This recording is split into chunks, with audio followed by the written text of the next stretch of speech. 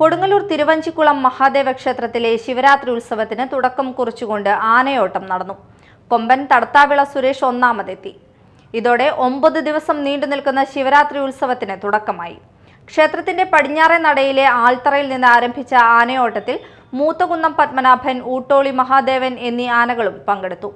കൊടുങ്ങല്ലൂർ ഭഗവതി പിതാവായ തിരുവഞ്ചിക്കുളത്തപ്പന്റെ ഉത്സവ നടത്തിപ്പിന് മേൽനോട്ടം വഹിക്കാൻ ശ്രീ കുരുമ്പക്കാവിൽ നിന്ന് എഴുന്നള്ളി എത്തുന്നതിനെ അനുസ്മരിച്ചാണ് ആനയോട്ടം നടത്തുന്നത്. തുടർന്ന് നടന്ന കൊടിയേറ്റത്തിന് തന്ത്രി കുന്നത്ത് പടിഞ്ഞാറേടത്ത് വിഷ്ണു ഭട്ടതിരിപ്പാട് മുഖ്യ കാർമ്മികനായി.